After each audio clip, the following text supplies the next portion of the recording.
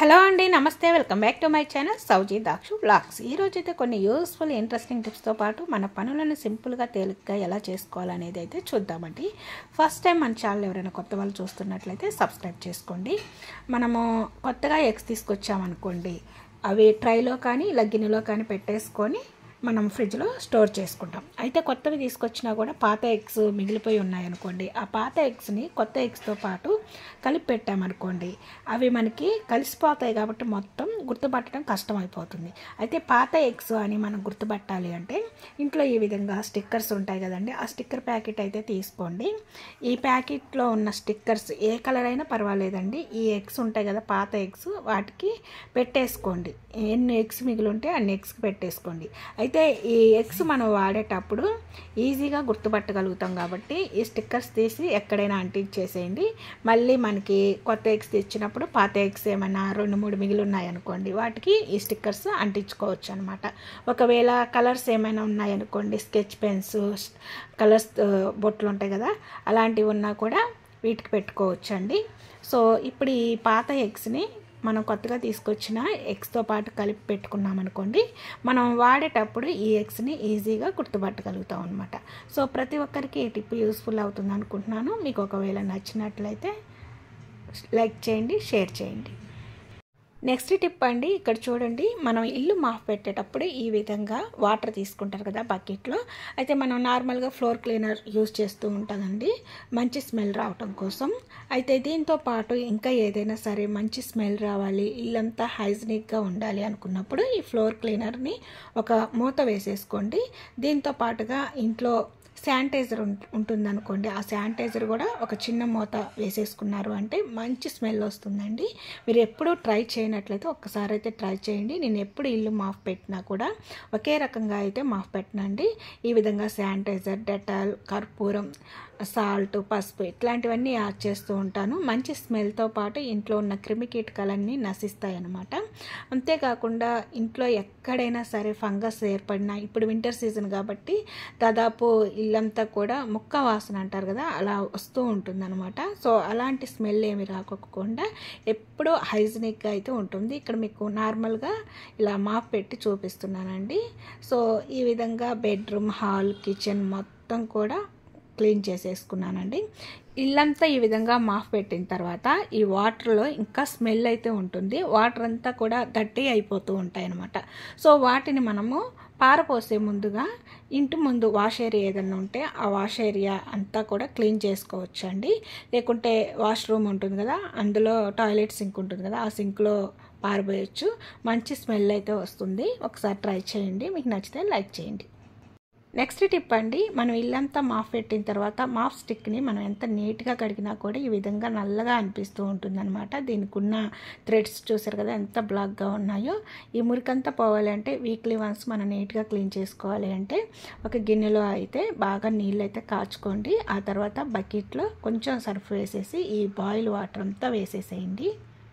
చూసారు కదా, ఇప్పుడైతే ఈ సర్ఫ్ వాటర్లో ఈ మాఫ్ స్టిక్ని అయితే పెట్టేసి మొత్తం మునిగే వరకు ఒక 10 మినిట్స్ అయితే ఉంచేసేయండి. ఇప్పుడే చూడండి, మనం వేడి నీళ్ళల్లో పెట్టడం వల్ల ఎంత నీట్గా కడిగినా కూడా బ్లాక్గా వచ్చేస్తుంది కదా, దీనికి ఉన్న మురికంతా ఇలా వస్తుందన్నమాట. ఒక 10 మినిట్స్ తర్వాత అయితే మీకు చూపిస్తున్నాను. చూశారు కదండి, ఈ కర్ర బయటకు తీసేసి మనం బ్రష్ పెట్టి కొట్టాల్సిన అవసరం లేకుండా ఈ బకెట్లోనే ఈ విధంగా బాగా అనేస్తూ ఉండండి.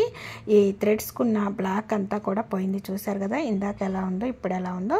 ఈ విధంగా ఈ వాటర్ అంతా పారబోసి ఇలా ఒక 2-3 సార్లు ఫ్రెష్ వాటర్లో అయితే ఇలా అనేసేయండి. ఇంకా మనం చెయ్యి పెట్టి బ్రష్ పెట్టి అసలు వాష్ చేయాల్సిన అవసరం అయితే లేదండి.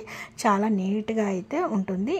ఆరిన తర్వాత చూడండి బాగా వైట్గా అనిపిస్తుంది అనమాట. ఈ విధంగా వారానికి ఒక్కసారి అయితే నీట్గా ఈ మాఫ్ స్టిక్ని అయితే క్లీన్ చేసేసుకోండి. నెక్స్ట్ టిప్ అండి, మనం ఇల్లు చిమ్మిన తర్వాత ఇంట్లో డస్ట్ ఎత్తడానికి ఒక చాటను అయితే పెట్టుకుంటాము. సో అయితే బయట కూడా చిమ్మిన తర్వాత అదే చాటని యూజ్ చేయాలి అంటే మనకి మనసు అంగీకరించదు. అంటే 2 చోట్ల ఒకటే చాట అన్నట్టు ఉంటుంది కాబట్టి ఒక అట్ట కానీ లేకుంటే ఇలా వుడ్ చెక్క ఏదైనా ఉన్నట్లయితే అది తీసుకొని ఈ విధంగా డస్ట్ అయితే ఎత్తొచ్చు అనమాట. సో ఈ విధంగా మనం యూజ్ చేసుకోవచ్చు.